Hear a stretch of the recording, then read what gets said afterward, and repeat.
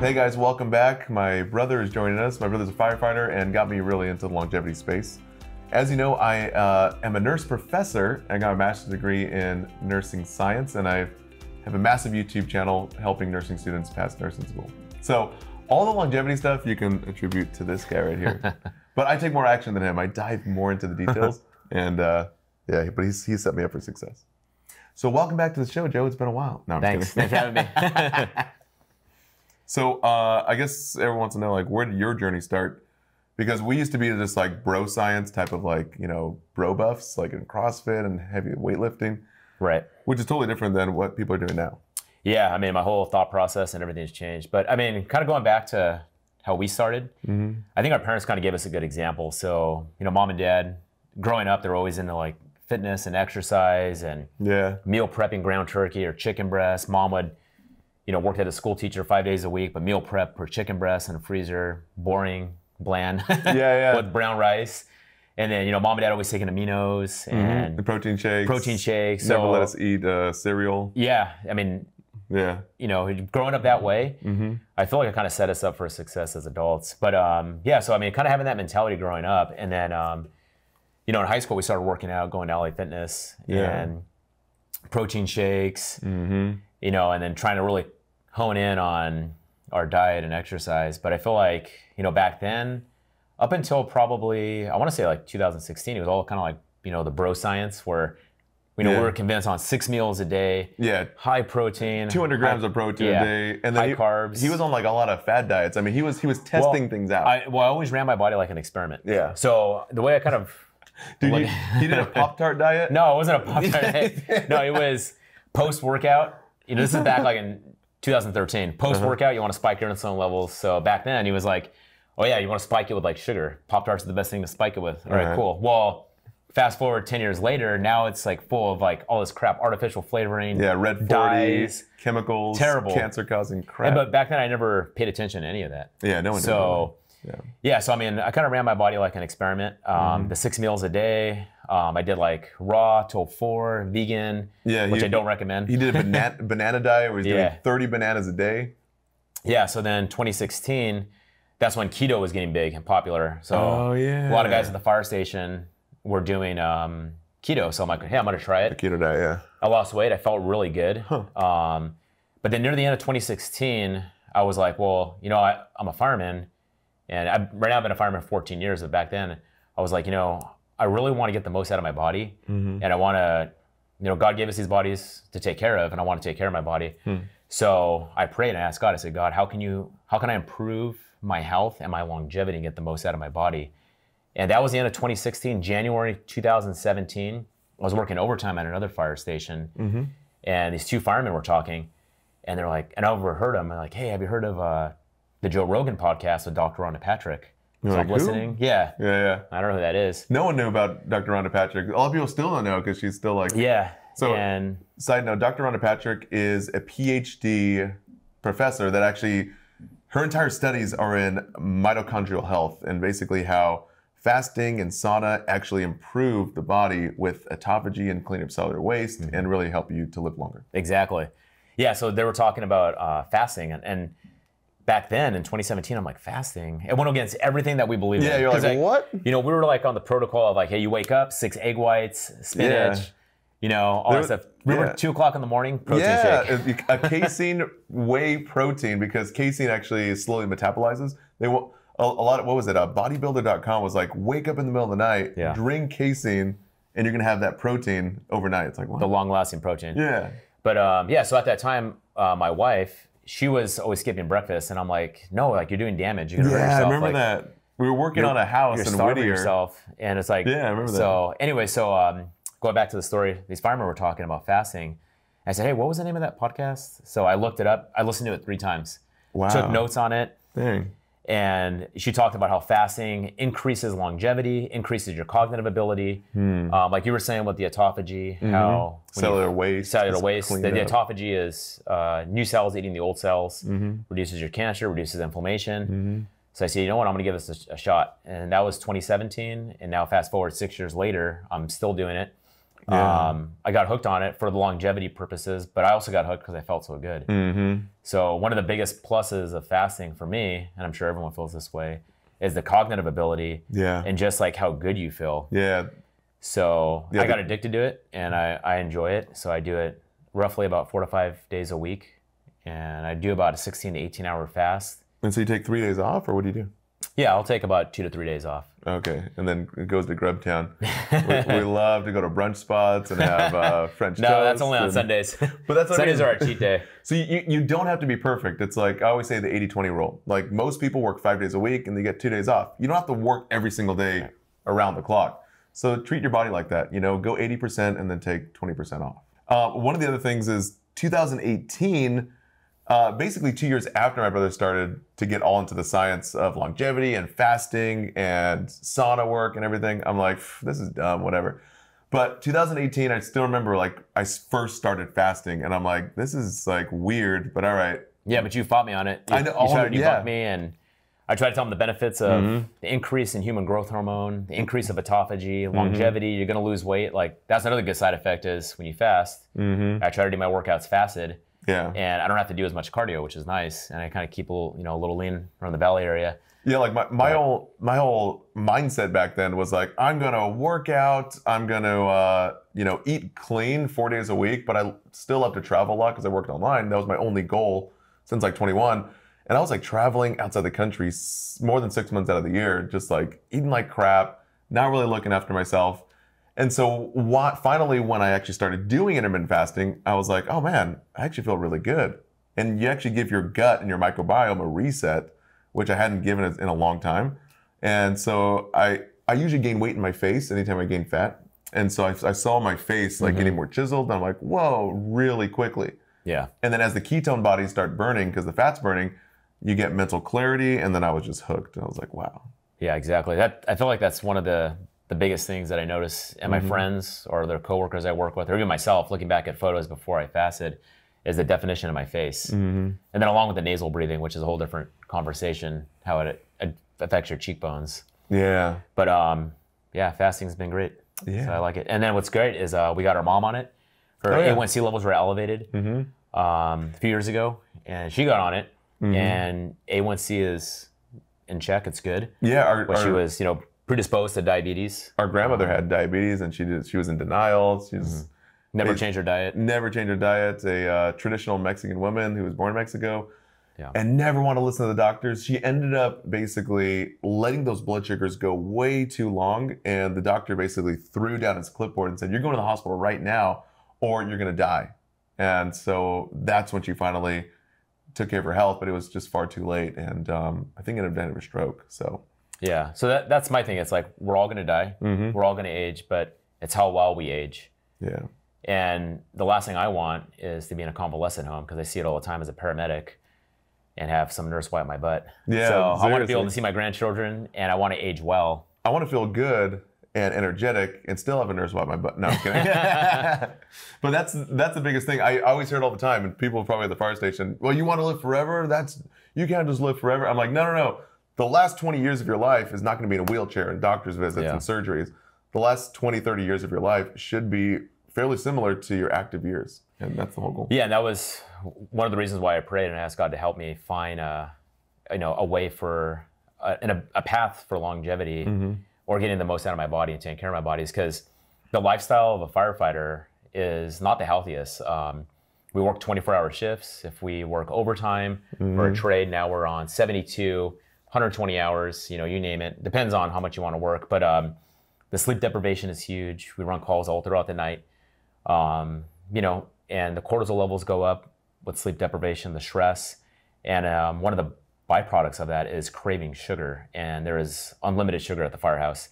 We have donuts, we have ice cream. Cookies. And for me, I notice, like, if I had a bad night of sleep and I'm up all night, the next day I crave sugar. Really? Yeah. And one of the things when I got into fasting is Dr. Rhonda Patrick and Dr. Panda recommended the Zero Fasting app. And now my whole family uses it. Oh, yeah. But there's something psychological about hitting that button on the app where I'm like, okay, no more eating.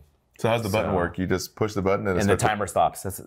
Timer starts. And you go to 18 hours. Yeah, between 16 and 18, usually 18. Okay. Wow. But Yeah, so that was my motivation to find a path to longevity and taking better care of my body and having the most for it, for my family, and hopefully be able to enjoy retirement one day. Nice. So. All right, so explain to me what you're doing and why you're doing it in terms of your daily routine. Like, what would be your most ideal day? Okay, because we always say, like, the magic starts at night, right? And so with magic starting at night, basically that means sleep. So there's certain parameters that basically set you up for restorative sleep. And we have Oura rings that actually track sleep, Fitbit, as well as the Whoop strap. But out of all these, Oura is proven to be the best for tracking sleep. Ideally, you should get 90 minutes or more of REM sleep and 90 minutes or more of deep, deep sleep. And the app will actually track all that. Yeah, so I mean, with sleep, I never really understood the importance of sleep up until the last couple of years, and just how it affects my mood. I mean, Brian Johnson always gives a quote. He says, the difference between hope and disparity is a good night's rest. And taking your sleep hygiene serious is huge. Yeah, I mean, it's changed everything. Before, it's like, coffee an hour before bed, screen time with the TV on or laptop, the blue iPhone. Lights, sleeping with the shades open. Completely changed that. So what do you do now? So now, in order to prepare for a good night's rest, what I do is my last cup of coffee usually be around noon. Okay. And that's to ensure that, I have no stimulants in my system to keep me up at night. Couple hours before bed, no screen time. We really don't watch TV anyways, but the iPhone. I do have a setting on the iPhone that turns my screen red. Oh. So it reduces that. I do wear blue light blocking glasses from RA Optics. It's a German company. What does that do? That works really well. So the blue light blocking glasses, just like it sounds, blocks the blue light from any type of screen. But what's nice is it turns off that stimulation in your brain, and it actually gives you deeper sleep. Okay. So that's one of the things that I notice helps my sleep improve and helps me go to sleep quicker is wearing blue light blocking glasses about 1 to 2 hours before bed. Another thing that we have, my wife and I both have in our bed, besides our Tempur-Pedic mattress, is the Chili Pad. That was a game changer, yeah. Oh, wow. So my wife was like super hesitant on it. I got mine in 2020, and I said, "Wow, this is amazing." Like I sleep so much better at a cooler temperature, so much deeper at a cooler temperature. Or in the wintertime, I'll crank it up, keep the bed up. Then I noticed when I was gone at work, my wife was sleeping on my side of the bed, and now she wanted one. So long story short, we have 2 Chili Pads. We have blackout shades and shutters in our bedroom, and then we have a noise machine with an air filter. I do wear mouth tape at night. Why? So the mouth tape increases nasal breathing, and that's a whole different conversation. But at a high level, like overview? Overview of the nasal breathing with the mouth tape is that, for one, it's if you do snore, hopefully it'll stop the snoring. Snoring will usually indicate like sleep apnea, which is terrible for your sleep, terrible for your brain and your heart. But the mouth tape increases a deeper sleep. The nasal breathing slows your heart rate, lowers your blood pressure, and it will give you like the higher cheekbone look. Oh yeah, more chiseled jawline as well. Yeah, there's a ton of good benefits for nasal breathing. So I use the mouth tape at night. Part of my routine is I like to keep my phone away from me, but if I do have a little bit of trouble sleeping, I'll put my Apple AirPods in, the wired ones, not the Bluetooth, and I'll listen to my one-year Bible. And it's basically someone reading the Bible. As far as supplements go, I don't really like, me personally, I know people talk about magnesium. I think you take magnesium. But for me, it always wakes me up. Really? Yeah. So I kind of veer away from it. But I do like melatonin. Okay. And this is a whole different conversation as well. But there's less I take 10 milligrams melatonin usually every night. Mike and I have both tried high-dose melatonin. Like 200 milligrams of melatonin. And that's suppository. Up the booty hole. Or you could you actually swallow it. But it's from Mitozen. I believe they're the only company right now that sells it. I haven't been able to find it anywhere. Yeah. But they also make a liquid form called Sandman. Oh, yeah. And wow, that's good. So the high dose melatonin, a lot of clinicians and scientists are on opposite sides of the field here. Some say, like Dr. Huberman says, that you should not be doing melatonin because giving melatonin, he was using a kid or children as case studies, where it says like it prevents or I think induces puberty, something like that, and it throws off hormones. But on the other side of things, there's a clinician that basically says that melatonin is essential for mitochondrial protection, basically DNA protection. You're protecting the powerhouse of your body. And it has a lot of implications for protecting age reversal and even your DNA, as well as getting those deep, deep REM sleeps. Yeah, it's good for, your immune system and helping you get like, better sleep or sort of sleep. But I think that study from Dr. Superhuman, wasn't it on mice? It wasn't on humans, or am I wrong? I think it was on little mice children. Oh, No, I'm just kidding. I don't know. So the doctor, and I'm drawing a blank right now, who created Mitozen, who sells the high-dose melatonin. Oh yeah, I forgot his name. Dr. Lance, I think. Yeah, I think so. We'll give him a shout out later. But he was saying that the reason why melatonin is so demonized, and I hear it from guys at work, like, oh, don't take melatonin, it's going to turn off your natural supply of melatonin. Well, that's not true. I've been taking melatonin for like 10 years or longer. But it's demonized because the FDA can't regulate it. Oh. And there's healing properties with it. It's good for us. So they can't control it. So they make a lot of fake news basically to try to trip people from It's not the first time the government lied to you. So, okay, so to recap, you do, for your supplements at least, magnesium. Well, you don't do magnesium, so let me just recap what I do. I do a little bit of magnesium because remember, magnesium mellows out the body. The next thing I do is some melatonin, around 20 milligrams. And then I personally do DHEA, about 10 to 25 milligrams.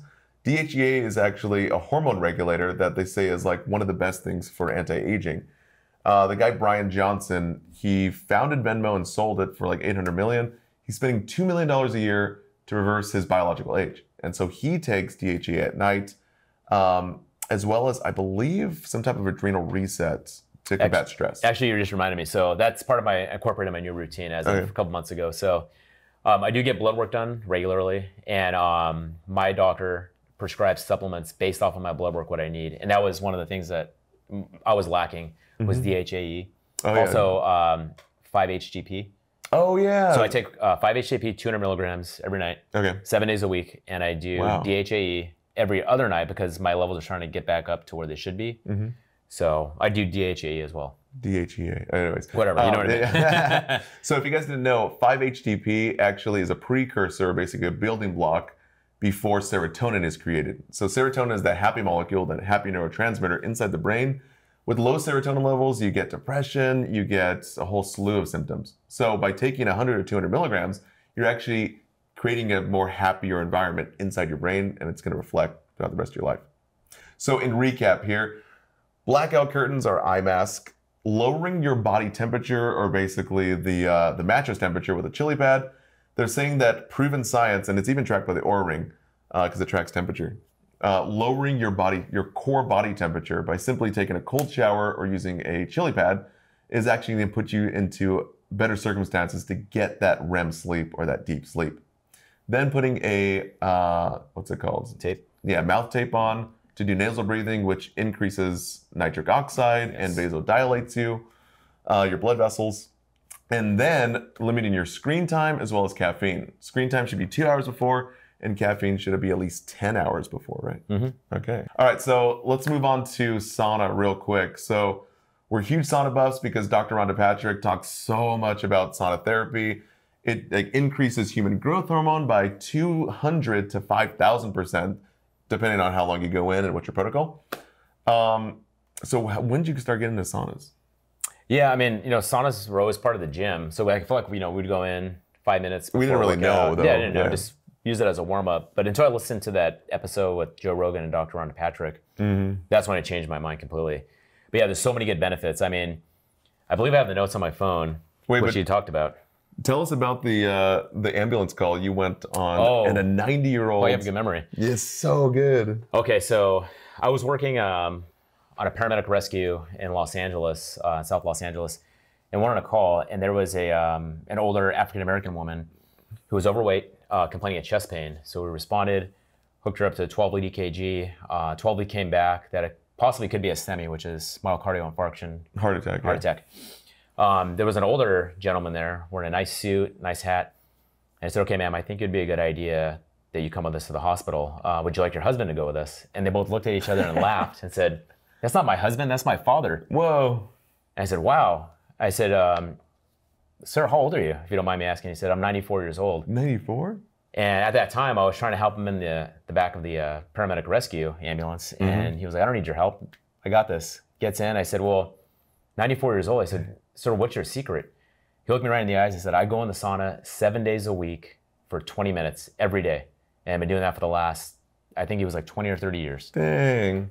And that was around the time I was listening to, Dr. Arne Patrick about saunas. And I said, okay, I changed my mind.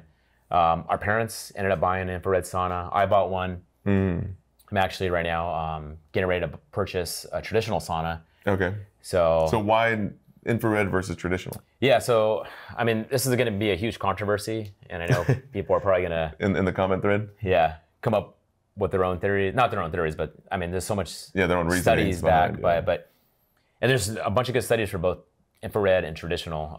Infrared, you're going to, they say it detoxes heavy metals from your body and increases heat internally, which is great because as a firefighter, I'm exposed to so many chemicals. But the downside of it is that most of the traditional studies on the benefits and longevity of saunas come from traditional saunas. So I believe that one of the studies said at 180 degrees for 20 minutes, it increases your human growth hormone by tenfold. Wow. I know for myself at 180 degrees for 20 minutes, my max heart rate that I track on 2 fitness apps will get to about 187, which is crazy. Dang. That's like a high intensity workout for me. Sheesh. And how many days a week do you go in? So it depends on my work schedule, but I usually try to go in between 3 and 4. Oh wow! Okay. Yeah, my sleep is so much better. Really? In the sauna, yeah, absolutely. But yeah, so I end up, long story short, I end up selling my infrared, and I'm getting ready to purchase a traditional sauna. So looking forward to that. But yeah, a ton of great benefits. Super good for longevity, for your heart health. I think it was like all risk mortality go down when you start using the sauna. So yeah, for sure. All right, so the next thing that's getting super popularized is cold plunges, that cold thermogenesis. Now, Dave Asprey, the creator and founder of Bulletproof Coffee, says that 90% of your vagus receptors or your vagal nerve receptors are in your face, which basically induces the cold response. So he's like, you can just plug your face into like an icy, like ice bowl. Yeah, an ice bowl or salad bowl filled with ice with water and just hold it there for about 30 seconds. But for my brother's Father's Day gift and birthday and probably Christmas too, I bought him a super expensive cold plunge, which is top of the line, and it's freaking amazing. Why did you even get into cold plunges, and what was the biggest benefits that you wanted to see? Yeah, I think the first time I experienced cold plunge was probably about 4 years ago, and one of my buddies over here, he got a deep freezer, which is a great hack. He got a deep freezer from Home Depot, filled it full of water, shut it, turned it on, and we had no idea what we were doing. I got in at like 35 degrees for 5 minutes. 5 minutes? Yeah, back then we had no idea. No idea about anything. I mean, like the whole Wim Hof breathing is huge today and before you go in the cold plunge. But as for me, like what I got into it for, a couple reasons, besides the longevity benefits, is it makes you resilient. I always thought, when I heard people say that about cold plunge, I'm like, yeah, right, that's a bunch of BS. But it does. The resiliency helps you deal with stress. Oh, that's what you mean, okay. Yes, so when you get in that cold plunge, just like I tell you guys, my mom when she goes in. My mom can only last like 10 seconds or 20 seconds. She's sitting right behind camera. No, she's doing better. She's doing better. But yeah, so the resilience, it forces you to, it's basically you against yourself. It's you against your nervous system, you against your mind. Everything in your body is telling you to get out, but it's safe. So the resilience aspect helps you deal with stress by bringing your stress levels down, controlling your breathing with nasal breathing. Inhale through your nose, long exhale through your mouth, that mental toughness. And just calming your nervous system because everything in your body is telling you, because trust me, I only lasted 30 seconds. And the Dr. Huberman scientific approach is starting at 50 to 55 degrees Fahrenheit, and then only going in for around, I think 2 minutes max per dunk, at least when you're first starting out, and then up to 7 to 11 minutes per week. Now, when I first went in, we went in at 41 degrees. And I only lasted 30 seconds. Like I had cramps in my legs. I felt like everything, like my huevos were like, super like constricted. Everything felt like it was like shutting down, like hypothermia. But that's the response. You have to like breathe deeply through your nose. You have to tell yourself that you're in a safe place, and you have to control your mindset. And that's what I understand. Like, especially with any stress response from work, from school, from me being a nurse. You have to be able to take a step back, take a deep breath, and be able to say everything's gonna be okay. We're gonna figure this out. And I think the cold plunge is really absolutely. good practice to get your mind reverts back to the training basically. I mean, one of our buddies who really got into cold plunging, he takes it extreme. Like 36 degrees for 30 minutes, which is Wait, way too what? long. Yeah. Oh, that's Captain Ron, the firefighter. So that guy is a whole crazy other story. He was on the cutting edge of everything Biohacking. anti-aging, biohacking. Yeah. In like 2012? Yeah, 2011, 2012. But yeah, he was on a skateboard, fractured his wrist, compound fracture, so the bone was sticking out. And he was telling me, Joe, the only thing that got me through this and waited for the paramedics to give him the pain medication was reverting back to the cold plunge and breathing. But yeah, the cold plunge has a ton of great benefits, like reducing inflammation. With your brown fat is huge. Yeah, targeting brown fats. Yeah. Even lowering your core body temperature so you get deeper sleep at night. Yes, that's another huge positive. But also, you know, it's like a cup of coffee at the same time. One of the protocols that I do, I use it a couple times a day. Try to go in and every day I'm off, but I'll usually go in probably about 2 to 3 minutes. Try to do it about 2 times a day. But I'll use it in the morning. And Dr. Huberman was saying that if you do coffee 90 minutes before your cold plunge, you get a huge increase in dopamine. So the way I have my plunge set up is it's in the direction of the sun. So I like to double dip. I get my sun in my eyes, which wakes me up in the morning, and the cold plunge. And man, I feel like my brain is on fire. Yeah, the scientific evidence behind the cold plunge from Dr. Huberman studies was that when you go inside of like a frigid cold between 55 degrees or 50 and less, basically it increases catecholamines, your fight and flight response of your sympathetic nervous system. Fancy words for it increases adrenaline, norepinephrine, and even epinephrine. So it basically shunts blood flow to the brain and wakes you up. And so those are the biggest benefits of kind of lighting up your brain without the caffeine. Yeah, so I mean, all that stuff, you're spot on. And then, sorry, one more thing that I do with the cold plunge is if I take a nap, same thing. You take a nap in the cold plunge? No. Okay. Take a little siesta mid-afternoon. All right. And let's say I wake up at 2 p.m. like I did today, 45-minute little cat nap. I'll go in the plunge for 2 minutes. Today I did 41 degrees and boom, that was like a cup of coffee. Woke me up. So I think it's the catecholamines firing, norepinephrine, epinephrine firing in my brain. But yeah, very cool. All great stuff.